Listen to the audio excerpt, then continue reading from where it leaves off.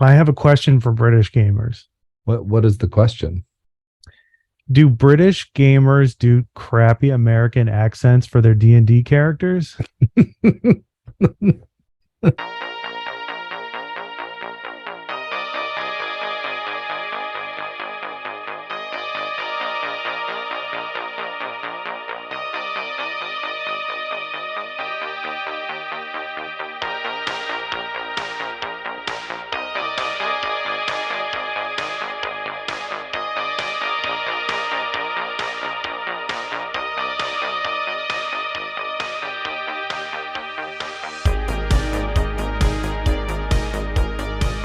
Welcome to the Jaunty Mantis. This is a podcast full of creative questions for curious gamers. I'm vaping. I'm one of your hosts, Matty. I'm Jesse, and I'm vaping. And for those of you who are just listening to the audio portion, Jesse's been vaping because I didn't give him enough time to recover. Jesse, what is our creative question for this evening? Probably the least controversial topic in gaming. Alignment. Alignment. Well, I thought alignment was very controversial in gaming. Oh, were you being facetious? I was saying it with a sort of wand-detached irony. Gotcha. Yeah. Why is this such a conflicting question in our culture? I think that's a really, really good question because I don't know that it needs to be, but I think there's probably a couple of different camps who see the purpose of alignment. So I think to throw it back to you, starting with as a player in a game that has alignment, what do you want the alignment system to do for you as someone running a player character? As someone running a player character, what I want out of an alignment system is a set of very distinct guidelines and then 3 examples per category to help me figure out what my character's alignment is. Does that help? Well, you know your character's story and motivation, right? So why do you need an alignment to tell you that? I mean, what's the value add? The value add of an alignment is that I think, I don't want to speak for anybody else, obviously, but for me, I don't actually have most characters settled when I start playing them. I have my ideas. I got the backstory. I got my ideas. I got my expectations of what I want them to do. But very quickly, I will start throwing things out and adding things. And I think that alignment in particular can be a great kind of cornerstone or anchor to what you want to do with that character. Like, this is the basic fundamental worldview or characterization of how they're going to interact with the world, if that makes any sense. Right. Yeah, I think for me as a player, it's the same thing. I mean, I oftentimes forget what my alignment is. Then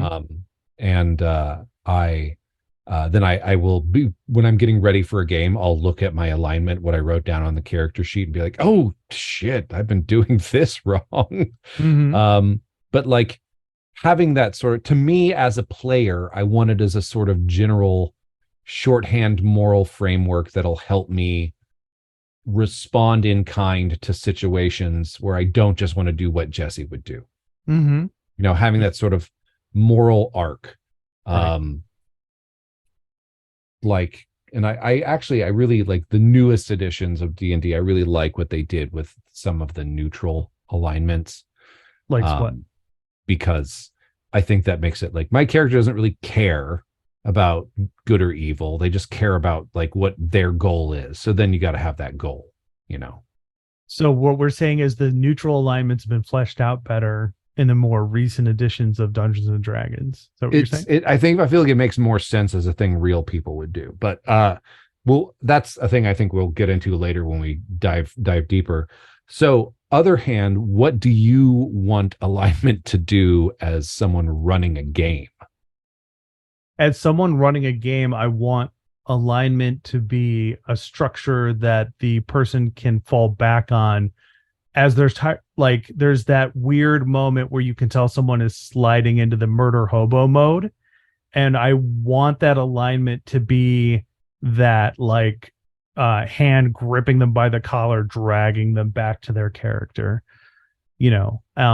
And I don't want this moment to happen, but I want to be able to have it in my back pocket to be like, are you sure that's what your character would do?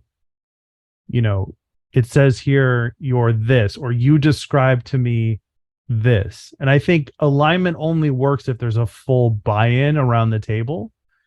And that I appreciate the more recent versions of alignment, because in the past it's been tied to specifically to mechanics. You know, there's the detect evil and smite evil and all of that protection stuff. from and Right. So I think as long as we're using it as a character building exercise, I think alignment is that like it is that ability to be like, okay, well, are you sure that's what you want to do? I think this also speaks to a much larger problem, which I think a lot of DMs are very hesitant to ask their players, are you sure you want to do that? Right? If there's a room in that dungeon that has a door they shouldn't be able to get past, but they do, and it has like a massive troll or ogre in that room, and the group, the group is too low level to take that on, and they weren't supposed to be able to get in there, but they did for whatever reason. Or maybe it's a much more tamer fight, but their resources are spent. I don't think there's anything wrong with the DM saying, are you sure you want to do this? You know, just to give the players that little bit of like pause to reflect on whether or not this is a good idea or not. I think there's a tendency as a DM to kind of step back and be like, well, this is your game. If you want to kill yourselves in that next room because you overspent your resources in the last couple of rooms, who am I to stop you? And I feel like alignment can help us do that. Alignment can help us be like, well, you know, you described your character as being this, and I would like to know if how your actions fit into that equation or that decision. Does that make any sense? yeah.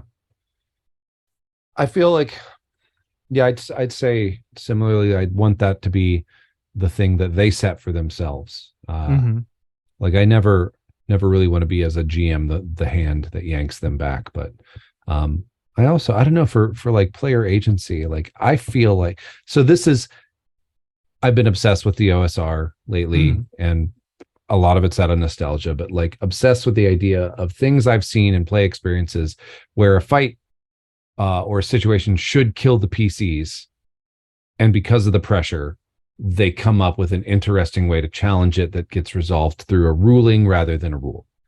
I love that. I love that so much. We did Merkborg for like a one-shot session when someone couldn't make it. And in the starter adventure in the Morkborg game, there is this massive demon worm thing that has a crazy amount of hit points. For first level characters, it's like only 50 or something, but like it's a really high amount for the people that are fighting it, and the damage it does is crazy. And through creative sacrificing of the whatever defunct or destitute philosopher, he had rolled on his starting equipment 5 monkeys that love him but don't respect him or listen to him. Those monkeys sacrificed themselves to soak up the attacks, and they managed to defeat it.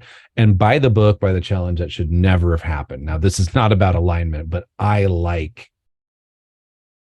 the risk for the players, because to me, that's where the freedom of it is. But picking that alignment as, you know, if someone picked chaotic good, to me, that tells them the kind of moral struggle they want to have. Well, all right, let's cover the alignments then for listeners, because not everybody understands. We got lawful good, neutral good, chaotic good. What? Lawful neutral. Okay, there's neutral. a 3-tier axis on good and chaotic evil. Neutral, and then lawful evil, neutral evil, and chaotic evil. Right? Right. Okay. So then how do we describe alignment in this context, right? Like you just said, how how do you decide what lawful good is when you have a description in a book, but then you have a group full of people who down in your heart they're not playing lawful good? Like, what do you do in that scenario? Like, how do you make how do you make somebody follow an alignment? Or how do you make sure they follow alignment? Or how do you offer them options or off-roads from their alignment? I mean, I think that's the tricky thing is, like, as a DM, we said that's what we want alignment to do, but I don't think it does that. Mm-hmm. Yeah. I mean, it's what we would like it to do. I don't know that you can. Mm-hmm. What if you gave, I think of things like in a Powered by the Apocalypse kind of scenario, because that's my favorite gaming Yeah, but system. that has no alignment system. Right. But what I'm thinking of is how you have options as to how you want to handle it. In our episode 0, I asked you a question about how do you do a Spelljammer vessel doing a barrel roll in Powered by the Apocalypse. And you said you would establish consequences, use the writer's room to come up with those are, and then decide on defy danger as an option, right?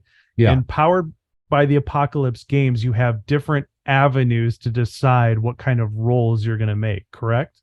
Yeah. So what if we used a system like that, where if you had an alignment, then you could, as a GM, offer an alignment option in addition to whatever else you're offering in a scenario, right? So if your scenario is that, let's say there's a group of stereotypical, generically evil orcs, there's a town that's being threatened, the town has hired you to go deal with them, and you go into that situation. Obviously, your first thought is to draw swords and attack, right? That's the typical D&D route. It's a combat first game. But what if you were to purposely offer alignment-based options to the characters based on whatever their alignments were? What do you think? Do you understand what I'm saying? No, I hear it. Yeah. Like it's like choosing defy danger, right? So if you have a character who is, well, good-minded and wants to, you could offer a negotiate option, right? Or if you have a character who is more lawfully minded, you could offer a different option based on that. I'm not exactly sure what that would be, but is there a way to make alignment work in the way that you are describing the way we wished it would work? Not without taking away player agency, I think, unfortunately. But how much player agency do we truly need in this situation? Well, considering how many times I've talked about it on every episode we've recorded so far, I feel like a lot. I feel like, I mean, you need to have player agency up until the point that agency ruins the fun for another player. Mm-hmm. At which point that's where the line is, or too much. I think it's interesting because if we look at it from like a historical perspective, like where alignment within Dungeons and Dragons comes from, is, I think it's very much from like the Elric novels and stuff, and this whole concept of like, originally it was just like, there is law, which is basically like order and stability, and there is chaos, which is change and entropy. Not necessarily evil, but oftentimes leaning into like otherworldly eldritch horrors, tentacles, mutation, that sort of thing, just like raw, uncontrolled change. And that was the cosmic struggle at the heart of old school D&D. And then there was also neutrals, like balance. I mean, you're both crazy. Like, mm-hmm. Neutral is the balance keeper. Mm-hmm. And then they started adding the good and evil, and eventually that became more about following the rules versus not following the rules. And I mean, like, conceptions of change, like chaotic neutral. Second edition was like, you're just crazy.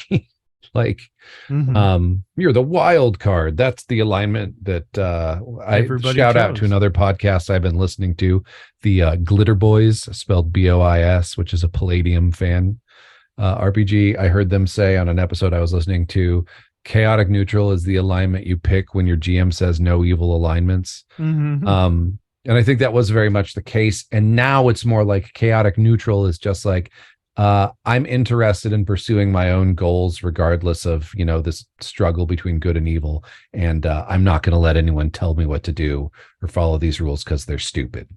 It's, selfish rather than crazy. Yeah. I played in a group, my original group, where the alignment system was mandatory and you had to play within your alignment.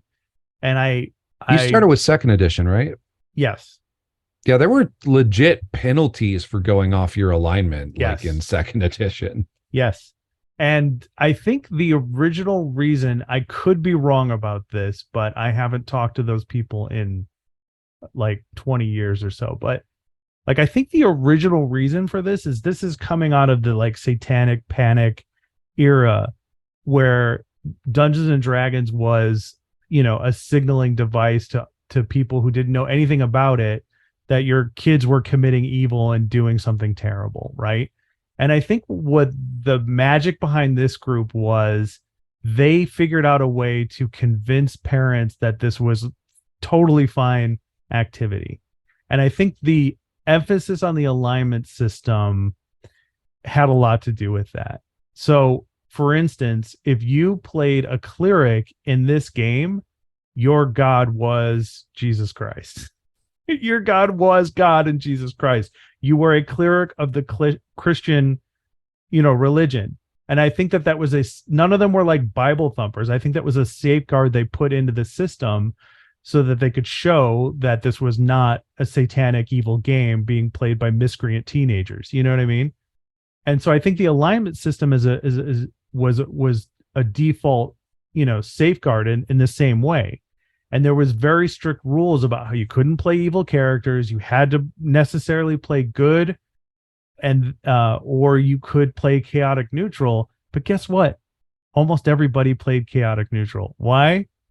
Because then they didn't have to play good and they could kill people in their sleep and do stuff like that. You know what I mean? Yeah. And I mean, if I had to rewrite the rules of alignment right now, I would say chaotic neutral exists, and if your character is chaotic neutral, it's no longer your character. This is now a GM character. Like, chaotic neutral is the realm of insanity, right? And so if you think that your character is chaotic neutral, then give me your character and start and create a new one. I think Berdine's chaotic neutral. Okay. Interesting. Yeah. I would not have guessed that. Yeah. Berdine. I think that's why I said every time I look at him, like, I'm doing this wrong. Because I think when I made him, my motivation was just like, all he wants is to be known as the fastest blade. Like, he's just pure himbo ego. He wants everyone to recognize him as being the fastest blade, and he's just going to pursue that goal. Okay. And I think I've started leaning towards him being a little bit more interested in like the well-being of other people, maybe.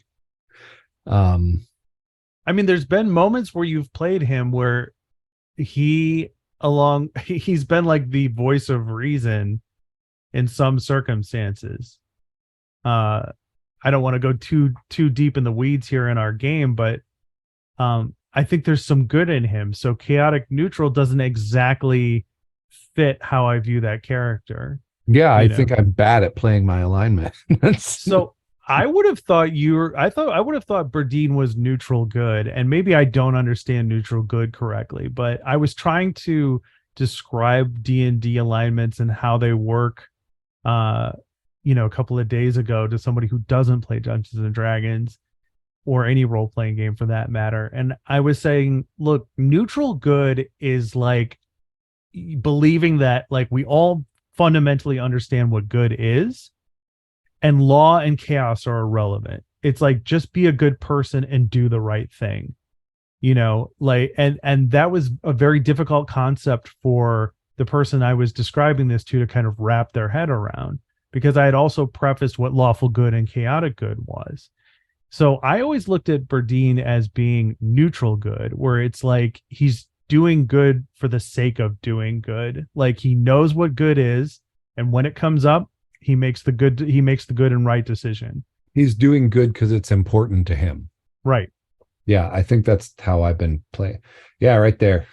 Chaotic neutral. I had to look it up. Yeah.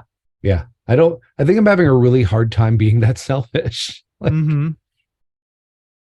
I think this opens up a larger argument about alignment as well, as in, do we even understand, like, when the way people play? Okay, let me ask you this: how would you describe the quintessential lawful good character? A lawful good character um, is very concerned with the orderly functioning of society for the benefit of people. Okay. Like there's a code of honor, there's a system of laws, we follow them. If the law is unjust, we work to change it, but we don't just ignore it Mm-hmm. because we have a society. Um, that's Gotcha. how I sort of see lawful good. Um, I you could also play it see more that. personally, like I have this code of ethics, this code of morals and tenets I follow, and even if it's convenient or even if it costs me my life, I will always follow it. And that code is dedicated to the betterment of people and, you know. Gotcha.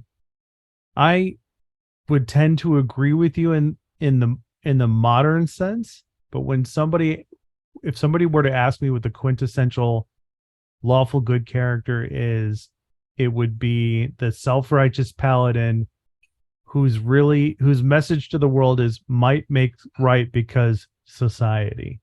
Yeah, no, I think that's the flexibility to play it. I mean, there's I don't know if the controversy about like I think it was Gary Gygax like uh writing in a web forum in the 90s about alignment and lawful good like referenced the guy responsible for the Wounded Knee massacre Oh wow. um as being lawful good in that guy's own head. Okay, explain. I don't I like he said this guy thought of himself as lawful good because he was doing the good according to the laws of his society. Right. Um and he didn't say this guy thought that. He referenced like it's like this guy would have said, and that was the guy I think responsible for the massacre. Gotcha. I'm not sure if it is basically one of the many horrific acts of genocide committed against the indigenous people of what is Right. now the United States. Right. Um, yeah. Right. And then I I would say, isn't that more lawful neutral then and not lawful good? Well, it depends on who he's doing it for. Well, I'm talking about that quintessential lawful good character, the self-righteous paladin. You're an orc, I kill you because orcs are bad. Um, stealing is bad, so I get to kill you now. Like that's how people that I used to play with when they played paladins, it was like, don't let me catch you breaking the law or doing something bad, because then I get to kill you. I get to attack you, right? It wasn't really about defending the innocent. It was about having a get out of jail free card to be a psychopath. You know? Yeah, that's what I want alignment to be. I get out of jail free card for being a psychopath, or we can just get rid of it entirely and I can just be a psychopath. But it's actually, I think that, oh my God, I just realized that that's a crutch. Mm-hmm. It is way scarier for someone to be a psychopath in an alignmentless system than it is for this one where they have some sort of code they're trying to justify it with. Mm-hmm. If you're just in some open story game, it's like, no, I'm just a brutal psychopath, man. I don't Mm-hmm. even care. I just want to see the bodies hit the ground, That's the right. blood drip, drip, drip. Like Now, explain to me what a lawful good Jedi would look like. he'd follow the Jedi. Qui-Gon Jinn is a lawful good Jedi. How so? He's following the Jedi code Which and is the what? dictates of the living force. Which is what? There is no emotion. There is only peace. Like, Mm-hmm. like that's that old time Jedi religion is what he is. I don't know. Well, and a big part of the Jedi religion is that violence is supposed to be a last resort. Yeah. Yeah. Like the iconic image of the lightsaber igniting is supposed to deter violence instead of accelerating it. Yeah. Yeah. Um, and You don't want to use that to negotiate aggressively or otherwise. I look at that. I look at violence, and maybe this is my own personal view, but I look at violence as being inherently evil. Oh, see, I don't. Okay. in the context of a fantasy game set in a pseudo medieval society. Mm-hmm. In the real world, I very much see violence as being like and this is kind of my like point, evil. Sometimes it's an excusable evil, but it's still an evil. Like I think violence can be applied in a positive or good way, like in the defense of others, right? Or only as a last resort. But you and I think both said in this episode that alignment, we were making comments about alignment reflecting how people really are or how things are in real life. And then I would make the argument that the alignments we're presented with are not accurately showcasing what actually is lawful good, or chaotic good, or any of these other hallmarks of D&D fantasy. Well, I feel like it's really, especially hard for you and I and gamers of our generation, because we've come through so many changes.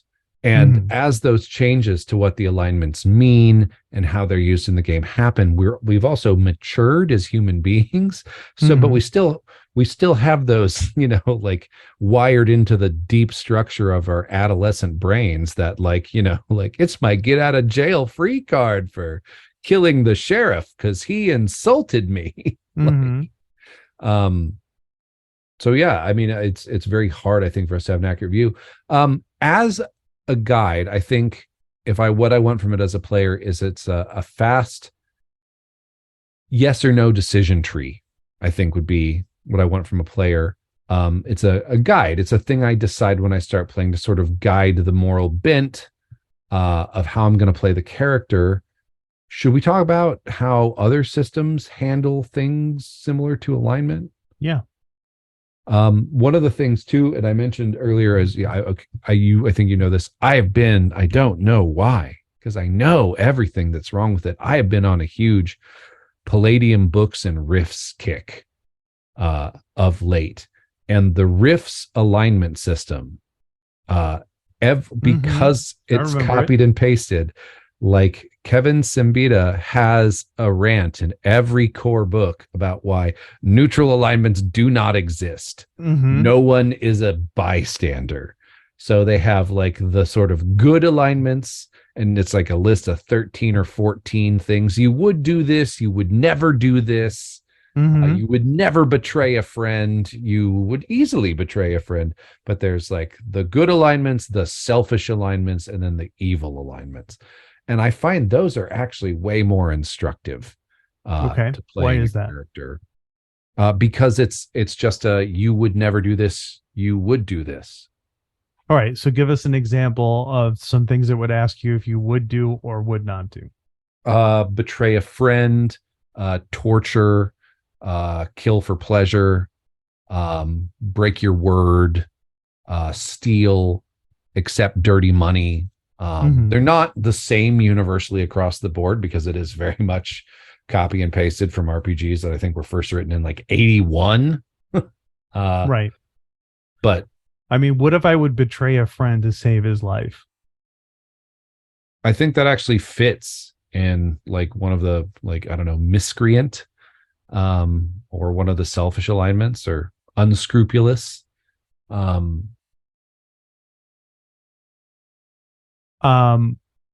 Would you torture a person to avoid nuclear holocaust?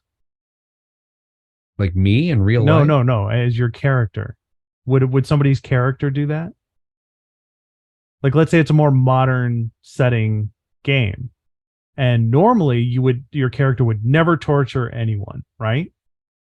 And then the scenario that's put in front of you, I don't know what kind of fucking game this is, because I've never been presented with this scenario. But let's say that's what. Well, I think you just hit on what we want, what we should want as DMs from alignment. Go for it. What is that? Is the moral challenge right there? Yeah. Like, let's say you're playing a paladin in service of a bishop of the church, and his word is, law. And that example you had of like the orcs are attacking the village, and the bishop tells you under no circumstances disrupt the orcs. Just let them work. Yeah, just let them work. And what is the bishop's motivation when my paladin is like, but why? We need to protect the innocent people. It is not yours to ask why, my son. It is only yours to do the will of our God. And our God works in mysterious ways. Uh-huh. Gotcha. Yeah. So then I have a moral quandary, and then let's follow this through as a thought experiment. My paladin decides to intervene anyway. Yeah. But let's say my paladin decides to intervene in a way that's like he goes to talk to the orcs and try to talk them out of it first. Yeah. Let's play out the scenario that these are not stereotypical Tolkien orcs. They are people of their own mind with their own motivations under their own circumstances, whatever those may be. And my they have paladin the goes different to sort talk of to him. cultural carrots and sticks, if you will. Again.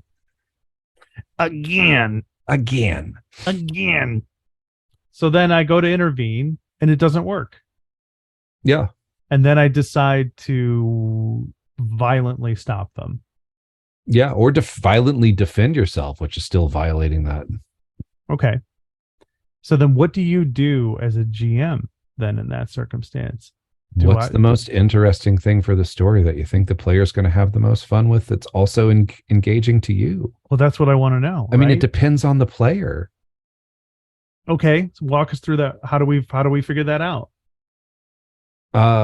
Like I think he has a vision of like like a planetar or something of his deity being like, hey, good job, man. Like even if it's like the D&D high heavens angelic version of like Grizzly Adams doing the nod. Gotcha. And he finds out his church is corrupt, and that corruption, like he has to, I don't know. It's an interesting character moment. So typically in the past, especially in this original group that I mentioned earlier, if you were a paladin and you committed one evil act, you lost your powers. And that was a frustrating experience for me because what was considered an evil act was entirely up to whoever was DMing. Yeah. Whether or not I agreed with them on that being an evil act or not. Well, paladinhood's not tied to alignment anymore. It's now tied to an oath. Correct. So what if that went the other way then?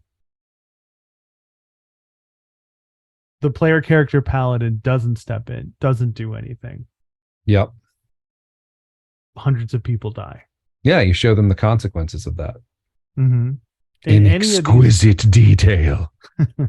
In any of these scenarios, weeping mothers, smoking huts. Does the paladin lose their powers in either one of these scenarios? I don't think losing the thing that you picked, the cool things you picked you want to do. Then what's the point? What's the point of alignment then? Well, I mean, that's what you picked as the moral consequence you want to face. Like, okay, so it's in service to the story. So what we're saying is alignment is a signal to the GM of the kind of moral quandaries you want to have as a player character. Yeah, it's like I forget where I read this or heard it, but someone was saying like the skill list is like, as a DM, like look at your character's skill list because that's the shit they want to do in the game. Right. You know, like since it's open, Berdine wants to perform. Like he wants to play his viol. He's quite fast hands, yeah, he wants to do acrobatics and flips and climb stuff. I don't know. An alignment, why not perceive it the same way? Okay. So how would we do that for our current game that we're in right now? Like how would we implement that tomorrow? Like, do we have a sheet of things you can choose? Like, congratulations, you've chosen neutral good. Please select from the following items below on what kind of moral quandaries you would like your character to have. Well, to me, it's just you ask yourself the question when you're planning your session. Like, do a quick look at my character's alignments. Oh, this guy's neutral good. What's something that would be tough for him to deal with that I find interesting? Okay. And then I'd pick. Okay. So should the GM then apply those things if the player can't come up with them? Yeah. Present them, give them a choice. Okay, so what kind of moral quandaries would let's go through the alignments, not all of them, but just some of them. Lawful good, what kind of moral quandaries should we present to a player? The law is cruel and petty. Okay. Or you're ordered to do something that you know is wrong, something that's clearly wrong. Okay. So we're hitting the law element by you are ordered or bound to do something that you know is wrong. Yeah, and it's probably like the example earlier. It's probably you're ordered to abstain from doing something you know is right, rather than you're ordered to do something you know is straight evil, because that's okay. You'd say no. Mm-hmm. All right, and then under the basis that chaotic good is it's easier to ask for forgiveness than permission. What kind of moral quandaries are we providing to a player around chaotic good? They violate a law that they think is for wrong and then find out it's actually like got a very strict purpose. Oh, okay. Like everybody has this taboo in the village they follow, and you think it's petty and cruel. So you like you get everyone to stop following the taboo, but the taboo is actually part of a magic spell that's sealing a demon beneath the town. And I got it. So it's kind of like, all right, well, okay, I think I understand it. I don't know if you watch The Witcher, but there currently the first half of season 3 is out right now, and there's moments where there's a character that wants to do something that on the surface is correct and right, and then another character is saying to that character, like, you don't know what your consequences will wrought. Like, you have to think this through. Like, the world is this dynamic, moving, ugly puzzle of problems. And just because you decide to step in and try to make one part of it correct could mean that you end up hurting others tenfold or whatever the case may be. yeah. Would that fall into that same chaotic good? Or would that fall into like a neutral good kind of scenario? Yeah. You'd give them something where they have to give up their personal freedom for good. Okay. Do we have an example of that? Like giving up your personal freedom for good? I mean, you might put them in a situation where they can choose to take the fall for someone who's going to be, arrested for a crime that was done for the best of purposes. And the only way to save this person from the shopping, I mean, like, I don't know that every character would jump on that. Mm-hmm. I think neutral good, any of the neutrals, you make them pick a side. But that goes against what their alignment is. Well, yeah, but if they're interested in good, you have two good factions. Oh, I see what you're saying. Okay. Like one of them is the good faction of like the city folk with this series of, with their law and order and their their codified laws, and then the other one is just like, I don't know, like a forest tribe, but they're both good people and they have this conflict that can't be resolved. And you've got to decide. Yeah, like it's the typical water scenario, right? Like in a sci-fi game, like both of these civilizations on this desert planet need that water, and there isn't enough for both of them. And neither one of them is terrible people. Right. And you have the power to do something about it. Right. Exactly. Okay. Yeah. Okay. All right. What about, does that apply then to, I guess that apply also, you said all the neutrals. Is there one that applies to chaotic neutral then? Or are we just chucking that one?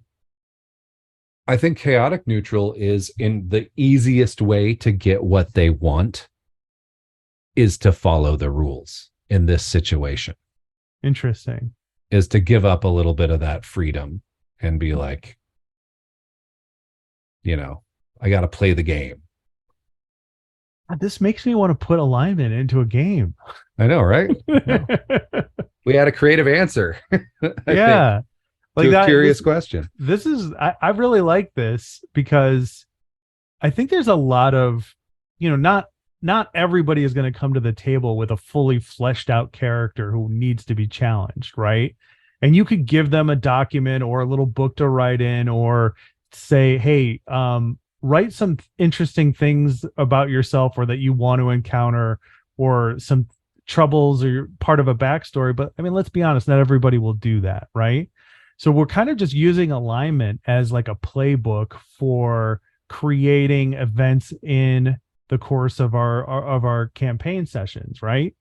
So it's like we're just slightly shifting what alignment actually is into it being useful in the way that Well, useful for a DM because I yeah. mean, like I think that's some great advice. What a player writes on their character sheet is basically a roadmap to what that person wants to do in the game. Mm-hmm. Mm-hmm. So why not? Why not? Right. Okay, so what kind of moral quandaries can we put to evil characters, or should we still? I guess we should say, like, what is our view on playing evil characters? Have we talked about this before? So I Have mean, we I talked think about it on the mics? yeah, yeah. I don't know. I think we have mentioned it. I think to me that is a session zero issue. Be like, Mm, hey guys, I want to do an evil campaign. Do you all think it would be fun to do an evil campaign? Okay. So we all want to do an evil campaign. So here's the deal. What is our goal? mm-hmm. That it is necessary for us to work together and support each other in order to achieve it. Mm-hmm. Like, what is the shared goal? Because we're Right. not doing this without one. We're not doing just like, you're all evil and we start in a tavern, because I know where that goes. Yeah. I think most people are playing a version of evil generically when they play role playing games as soon as they start slipping into the murder hobo mode, you know? So I think everybody is already kind of playing that character. Does that make any sense? I don't agree. I don't. Okay, why not? I think murder hobo is an easy, catch all, but I don't think, um, I mean, it's a scale, you know, Okay. like on How the so? scale, like our current adventuring party, like, are they nice people? No. um, are they up for rampant slaughter of innocent townsfolk, for a few coin if they had the chance? No. So we're just kind of in that gray area then. Yeah. Yeah. And do you think most player characters are in that gray area? I think a lot of player characters are more comfortable in that gray area. I think some of it maybe that's the story they want to tell, and some of it it's just easier. Mm-hmm. Yeah, I mean, we've all had a hard week at work. Life is stressful. Sometimes you just want to relax, blow off some steam, and kill some bad guys. Yeah. Roll some dice. Mm-hmm. And, maybe we don't want to be plagued down by the moral compunctions of what our personal code is. I mean, I made a fighter. I want to fight things. Mm-hmm. It's literally in the name of my character class. But I mean, conversely, there is the Soulbound game that does not have an alignment system. Mm-hmm. Does it really need one? No, Why not? because your culture is so communicated through your archetype. Mm-hmm. Like, you just read that description and you get sort of what you would do, and you get the stakes of the world, and it's very high fantasy, high power. And also, like, I've got Doom as a DM. Mm-hmm. If you let shit slide, I just tick the Doom up and then describe things as being grim or more grim. Right. We haven't seen that happen in the campaign yet, but Right. it very much could. It's one of the things about Soulfire. Like, everyone has to agree that it's okay to use the party's shared Soulfire resource. You can use it without, but then the Doom goes up. So that communicates, like, being a totally selfish, not cool. Mm-hmm. Mm-hmm. Gotcha. Yeah. What if we replaced alignment with any one of those online personality tests? Like the what's your alignment personality test? No, No, no, like what house do you belong Like the to one at how you seal a Hogwarts? bread bag? Like, Like what way does the toilet paper face? You know? No, I'm look, I work a corporate job, and when I was doing onboarding for this job, it was very important to them that I take a personality test. oh, which And one did you do? um Enneagrams? no, Disc? which one What's is your disc? bird type? I'm a peacock. No. No. Love Um languages? no, I already know what my love language is. Myers-Briggs? No, I can't stand Myers-Briggs. What is I can't I don't remember what it was called. It's a color-based system. What clueless character are you? Take this BuzzFeed. It's a color-based system. So like there's green, yellow, red, and blue. Okay. Greens are people who want to make sure everybody is good and share equity and share ideas. They try to repair relationships. They're all about cohesion and making sure people work well together. Um, Blues are very data oriented. They have to have the proof in front of them before they can proceed. They have everything ready to go before they make their argument. Yellows are socialites. They can talk endlessly about their day. They make you feel very comfortable. They have an energy or vibe that you just want to have or buy into. And then reds are like no nonsense, get it done kind of people. Like, and then each one of these is a kind of opposed to each other.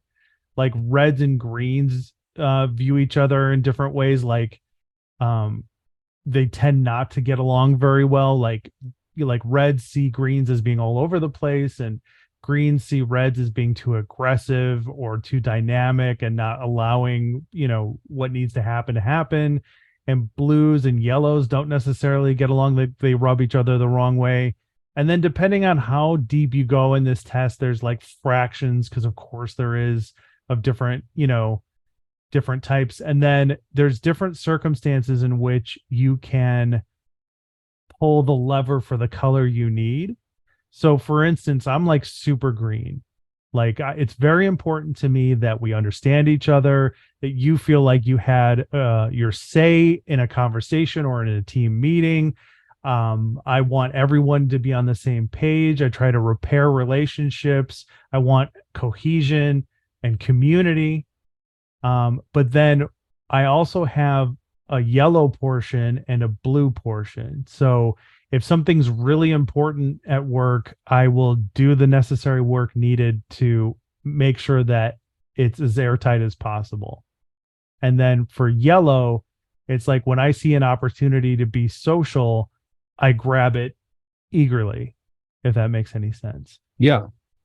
So I've been using this at work. Like for my team members who are red, I get right to the point. Like I have everybody in my phone who I work with color coded according to what I saw they came up with in the personality test, right? So if I'm talking to a team member who's a red on the phone, I get straight to the point. If I start meandering, I go, you don't need to know that. Let's talk about what we need to do to get this done so we can get on with our day. And they appreciate that, right? So I adjust accordingly based on who I'm talking to. And I'm wondering if we could have a role playing game use that personality test for your character instead of alignment. What do you think? I think it might. I don't know if I'd want to have it be mechanically as a rule, but I sort of want to make everybody in a campaign take the love languages quiz, but as their character. Okay. What are the love languages? There's gifts, words of affirmation, touching, world of affirmation, words of affirmation. Which one is yours? words of affirmation. Actually, So is mine. That's why I remembered it. Yeah. Yeah. Yeah, I like. I know this is a crazy. I like people to tell me I'm a good boy and I've done a good thing. I know it's weird, unconventional. Like my I words of desperately affirmation seek are praise. My words of affirmation are different. It's in communication. I need to know that you understand what we're talking about. I don't understand. Yeah, exactly. I need But that verbal that's just like reassurance. your type. Mm-hmm. Yeah, you're green, Mm-hmm. right? Yeah. Yeah, I don't know. I mean, to me, none of those things are just like preferences for communication and work style. They're not like moral codes. Mm-hmm. But do we Which, need moral codes? I mean, that's what I always sort of think of alignment. I mean, other systems, right? So we talked about Rifts. The White Wolf games have humanity. Okay, what's that? How's that work? It's basically like a list of sins that, and it's scaled. So like as your humanity score drops, the shit that you think is wrong changes. And I sort of like that. It's one of, I think, in most of the experiences I've had playing Vampire, the least explored option of what the mechanics tell you to do, because what those mechanics tell you to do in a vampire game is like, you're damned. Over a long enough time, you're going to slip. Mm. And you're eventually going to get to the point where you have no humanity left and you are just a mindless killing machine that will probably be put down by your fellows because you're a risk to their hidden existence. And it's terrifying, but it's also sort of inevitable. And that's the thing I think gets missed. One of the things I think is brilliant about Vampire is playing that struggle that gets missed when people play it as superheroes with fangs. Mm-hmm. See. Like there's a humanity level 10 and it's like most human beings do not have this level of humanity. That's hilarious. Yeah, so that's a sliding scale. Exalted had like limit break. Okay, what was that like? That was like whenever you had like your defining, depending on the edition, you had like your defining virtues of like courage or whatever. And whenever something compelled you to act against this virtue, you would tick your limit. And when your limit reached a certain point, you would act out in a way that was the result of a curse of basically titanic beings of cosmic power who your ancestors imprisoned and or slew. But that caused you to act like it's very much designed to be like a Greek hero, with a tragic flaw. Right. Gotcha. Any other systems you can think of? One's paranoia. I feel fairly certain it's been a long time, but I feel like that does not have an alignment system.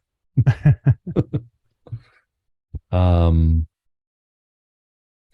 I misremembering? Are there alignment moves in Dungeon World? And I'm just drawing a blank on them. I don't think that there are, but I could be wrong. Okay. Yeah, it's been a minute. Because if there are, I feel like maybe that's something somebody else came up with. I don't Yeah, remember I think that I read being in it the on a main blog book. or something, maybe. Yeah. If we're wrong, dear listeners, we're just wrong. It's okay. People don't have to be right all the time. Yeah, we're just doing this for fun, guys. Yeah. I mean, your expectations, seriously, you're going to be much happier. You can control how your opinions are your problem. All right. Yeah. And if there is anybody listening to this, I don't know why there would be, but well, because we're very charming people with beautiful man voices. That's correct. Sometimes we say funny, insightful shit in between 20 minutes of meandering bullshit. Well, if you are listening to this and you like the Jaunty Mantis, why don't you send us your opinions on alignment? Maybe you've seen something in another book, or maybe you have a critical piece of information that we missed, or an opinion that we'd love to hear. Jesse, how can our listeners get in touch with us? We're on Threads now. Whoa, what's that? It's this new thing that it looks sort of just like Facebook, except it really thinks that our podcast should follow Demi Lovato, who I only barely know who that is. Wow. And I don't think we're going to follow. It's a podcast. I don't. Wait, is Threads the thing where they're like, oh yeah, by the way, you can't delete this without also deleting your Instagram account? Yeah, that's why it's brilliant for me, because I don't give a shit if I delete my Instagram account. Can I ask you an unrelated question? This probably should have been our banter topic, but do you think these super rich pieces of shit are in a contest with each other to see who can be more of a piece of shit, but in funnier and funnier ways? Because it's like, old school pieces of shit was like genocide and torture and arson and, well, some of the things we even talked about during this episode. But like the old school way was to just be this horrible warlord who like wiped out your enemies and their children and salted the earth.